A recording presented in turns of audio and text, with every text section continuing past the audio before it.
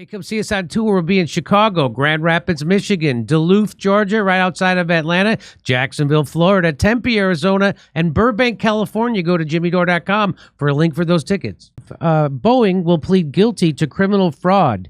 Guess who's going to jail? Hey. Guess who's going to jail? Spoiler alert, nobody. Yeah. Guess who's coming back from the International Space Station? Not the two astronauts that are stranded there right now. Hey, what do you got? Hey, Gizmodo, what are you trying to do? Scare people from wanting to be CEOs of major corporations? Powerful people can't pay consequences for their actions, or else nobody will want to be a powerful person. Am I right? Societies come to a halt without guidance of powerful people. Okay. Well, real quick, here's this guy. He's the CEO of CPA Trade Forum, a coalition of prosperous Americas.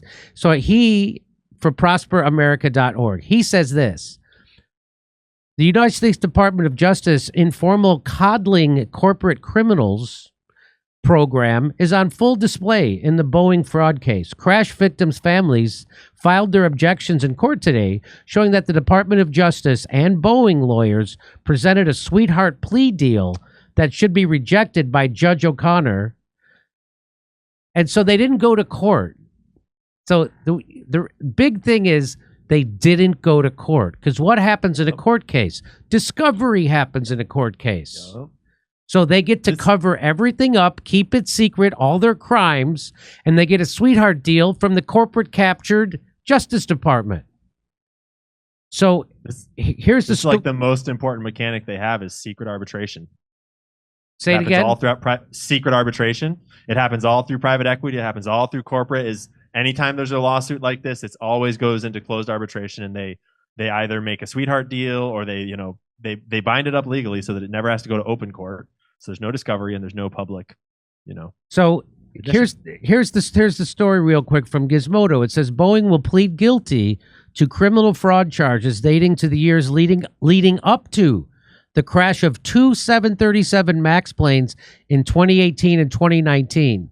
So they're going to plead guilty to criminal fraud that led to two planes crashing, but nobody has to go to jail for that. But we got Alex Jones. Okay.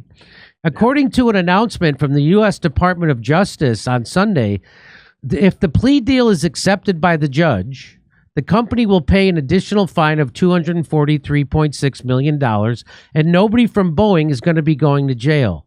And family members of victims are not happy with the situation. But Boeing attorneys did state that certain aircraft parts like doors and engines identify as butterflies and deserve to be respected. And whistleblowers identify as corpses.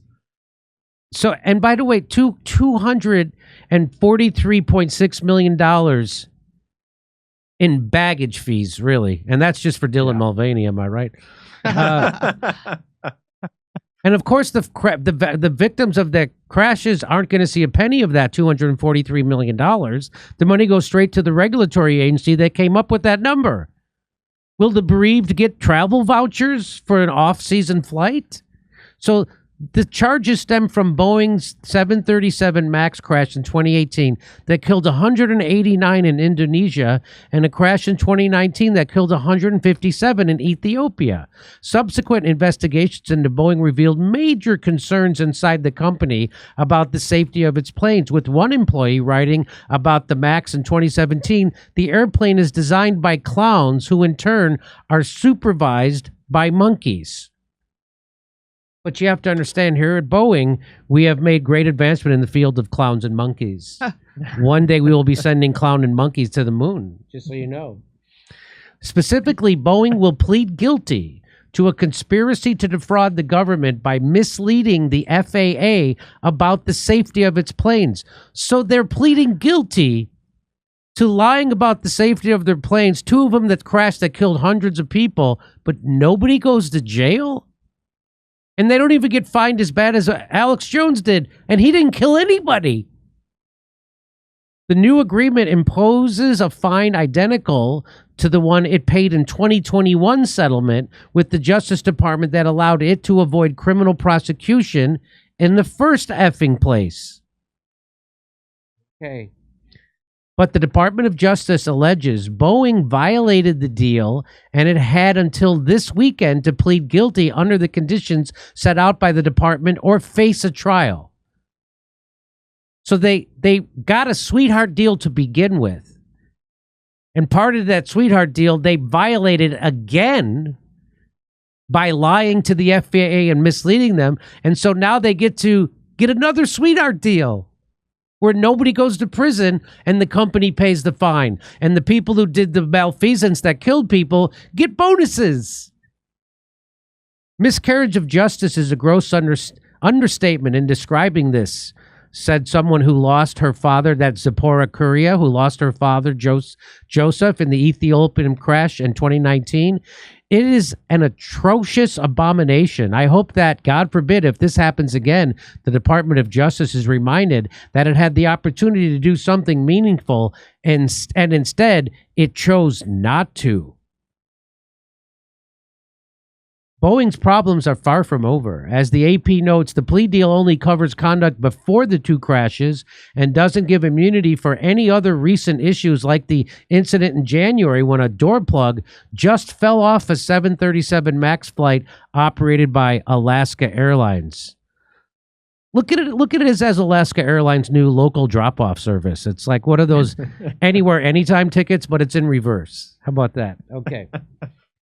All of this comes as the FAA has ordered an inspection of the oxygen masks on 2,600 Boeing planes. Jeez. And the concern is that the masks on that 737 MAX and NG are shifting out of position, which doesn't allow them to work properly. Oh, this is your captain speaking. We got a little bit of a problem with the oxygen mask here, so we're going to ask you to remember your college days when you could hold that bong hit in longer than anybody else. Take a deep breath, and we're going to try and find a safer altitude. Okay, here we go. So this guy's back in this. He says, here's the problem with what's happened. There's no prosecution of CEO Dennis Muhlenberg or then lead director Dave Calhoun, the lead enablers of the 6-year conspiracy to defraud the FAA and make killer MAX aircraft. Boeing gets a fine equal to a few days of production revenue. Muhlenberg and Calhoun get a big pay increase as they each depart. There's no deterrence for corporate crime because no personal accountability for the kingpins. Jail time makes a change. A street criminal would be in jail years ago.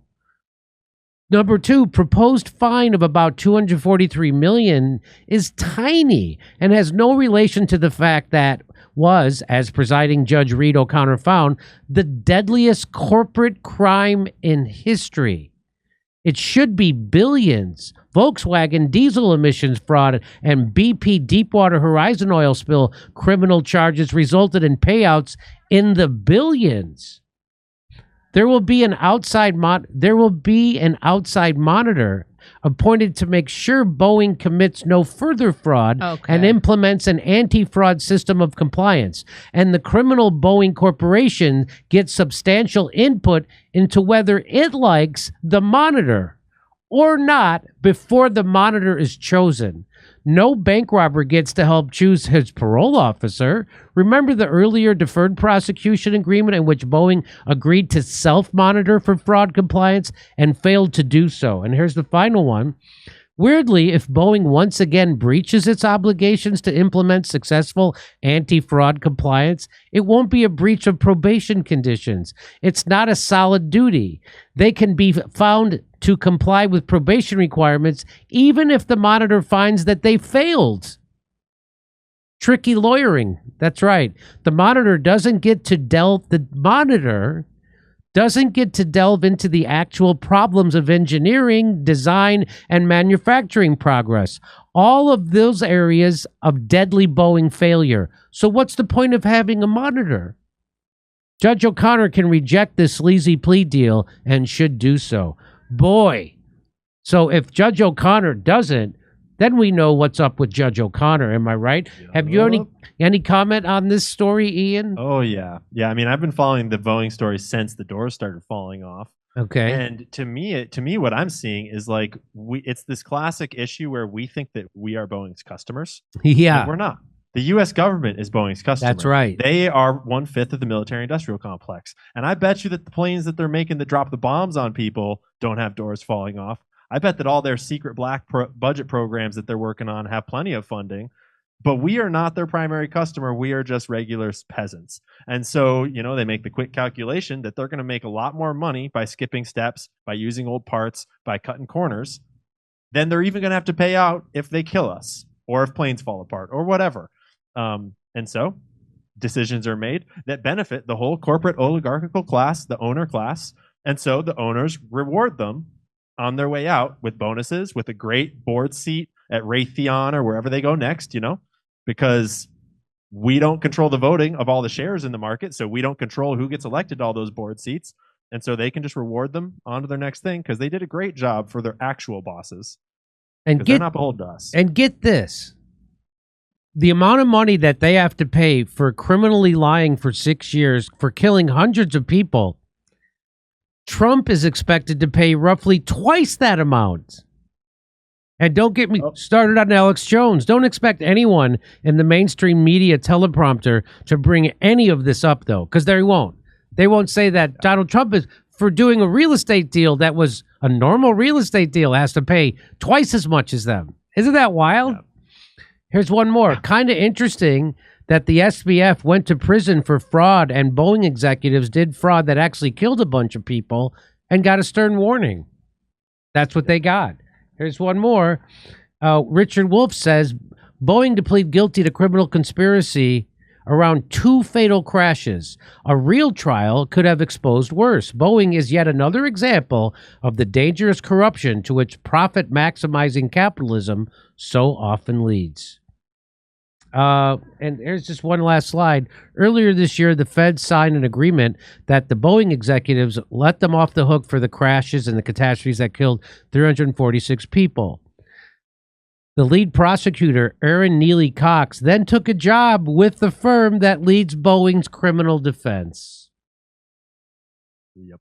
So this is in reference to the earlier 2021 plea deal that Boeing subsequently violated.